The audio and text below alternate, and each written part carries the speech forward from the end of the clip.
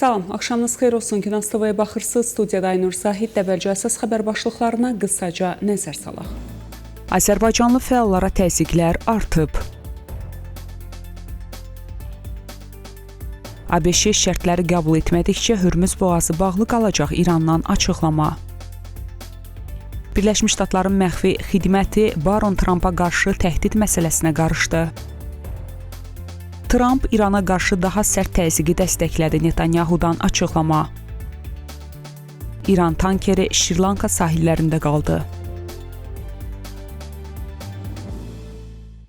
İndi isə daha ətraflı, xüsusən son vaxtlar İran hökumətinin sərt xətt tərəfdarlarının nəzarətində olan qurumlar Güney Azərbaycanlı milli, mədəni və siyasi fəallara qarşı təqib və təzyiqləri artırıblar. Bu barədə yerli insan haqları fəalları məlumat yayıb. Son zamanlar həbsdə olan fəalların cəza müddətlərinin artırılması, onlara qarşı yeni cinayət işlərinin açılması, bundan əvvəl mühakimə edilən fəalların həbslərinin icrasının sürətləndirilməsi, çox sayda fəalın təqib və təzyiqlərə məruz qalması da rejimin repressiyaları gücləndirməsinin bariz nümunəsidir deyə məlumatda deyilir. İnsan haqları fəallarının sözlərinə görə bu repressiyalar Prezident Məsud Pezeşkiyanın ABŞ ilə danışıqların vacibliyi barədə bəyanatları və Donald Trumpla memorandum imzalanmasından sonra daha da şiddətlənib. Rejimə qarşı sərt mövqedə olmayan, seçkilər zamanı Məsud Pezeşkiyanı dəstəkləyən Azərbaycanlı ictimai fəallar da repressiya maşınının qurbanına çevriliblər. Davam edirik. İran, ABŞ Tehranın şərtlərini qəbul etməyənə və Omanla əldə olunmuş razılaşmaya qayıtmayana qədər Hürmüz boğazını yenidən açmayacaq. Bunu Sepahın sözçüsü bildirib. Sözçünün sözlərinə görə İran və Oman son bir ay ərzində danışıqlar aparıb və boğazın suları və gəlirlərinin bölüşdürülməsi ilə bağlı qarşılıqlı anlaşmalara gəliblər. ABŞ maneə yaratmağı dayandırsa və memorandumun şərtlərinə qayıtsa, Hürmüz boğazını razılaşma çərçivəsində yenidən aça bilərik deyə sözçü bildirib. Sözçü Oman yaxınlığındakı suların da İran nəzarətində olduğunu deyib. ABŞ yaxın perspektivdə İrana yeni zərbələr endirməyi planlaşdırmır və Tehran üzərində təzyiqi digər vasitələrlə, o cümlədən sanksiyalarla artırmağa fokuslanacaq. Bu barədə ABŞ dövlət katibi Marco Rubio bir neçə ölkənin xarici işlər nazirlərinə məlumat verib. Rubio'nun sözlərinə görə bununla belə İranın ilk olaraq hücum edəcəyi təqdirdə ABŞ-nin zərbə endirməsini istisna etməyib. ABŞ administrasiyası əsas diqqəti sanksiyalar və dəniz blokadası vasitəsilə İrana iqtisadi təzyiqin gücləndirilməsinə, həmçinin Hürmüz boğazından mümkün qədər çox neftin daşınmasına yönəltməyi planlaşdırır.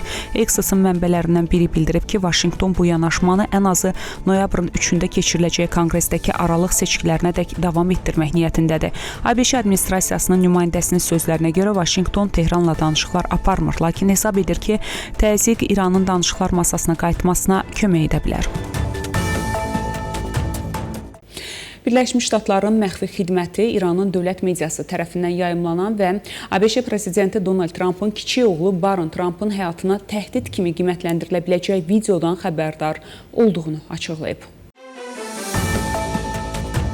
Günah TV'nin məlumatına görə ABŞ məxfi xidmətinin sözçüsü Nate Herring açıqlamasında deyib, ABŞ məxfi xidməti bu videodan xəbərdardır və onun mühafizəsi altında olan şəxslər üçün təhdid hesab edilə biləcək hər şeyi araşdırır, deyə Herring əlavə edib. O bildirib ki, əməliyyat maraqlarına görə mühafizə ilə bağlı məlumatları müzakirə etmirik.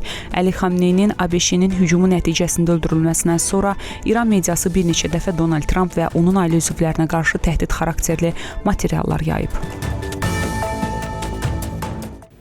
Birləşmiş Ştatlar İslam Respublikası süqut edənədək İrana qarşı iqtisadi və hərbi təzyiqləri davam etdirməlidir. Bunu keçmiş ABŞ diplomatı Ludovik Hood deyib. O, diplomatik səylərin Tehranın qarşısını almaqda uğursuz olduğunu və müharibənin İran iqtisadiyyatını və rəhbərliyini zəiflətdiyini bildirib. Trump administrasiyası Tehrana təzyiqi davam etdirmək üçün sanksiyaların icrası, hərbi təzyiq və regional tərəfdaşlarla diplomatiyanı birləşdirməlidir deyə o qeyd edib. Hood bildirib ki, ABŞ-nin maraqları region və İran xalqı üçün ən yaxşı nəticə İran hökumətinin süqutu olardı. O, Hudson İnstitutunda dərc olunan məqaləsində İran İslam Respublikasının tənəzzülü yaşadığını qeyd edib və buna səbəb kimi ölkənin iqtisadi problemlərini, rəhbərlik daxilindəki qarışıqlığı və legitimlik çatışmazlığını göstərib.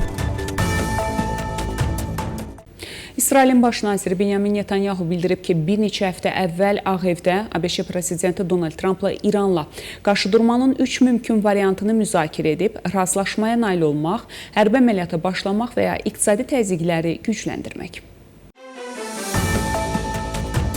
Netanyahu İran rəhbərliyi ilə razılaşmaya nail olunacağına şübhə etdiyini bildirib və xəbərdarlıq edib ki, İran İsrailə hücum edərsə, İsrail əvvəlkindən daha sərt cavab verəcək. Üçüncü variant blokadanı sərtləşdirmək idi. Qərar verin. Netanyahu Trumpa belə dediyini bildirib. Dünən o, bu qərarı qəti şəkildə təsdiqlədi. Netanyahu bildirib ki, Trumpın son tədbirləri təzyiqi birbaşa İrana deyil, İslam Respublikasına yardım edən ölkə və qurumlara qarşı gücləndirib. Netanyahu əlavə edib ki, İranın yaratdığı təhlükə hələ başa çatmayıb və İsrail bu məsələnin həllinə yönəlmiş siyasətini davam etdirməkdə qərarlıdır.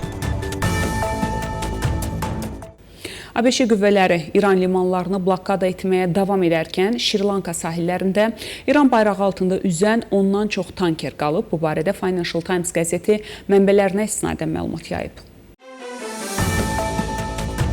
Bildirilib ki, Şri-Lankanın iqtisadi zonasında İran dövlət qurumlarına məxsus təxminən ondan çox tanker qalır. Şri-Lankanın Limanlar Nazirliyi sahildə İran tankerlərinin qalmasından xəbərsiz olduqlarını bildirib.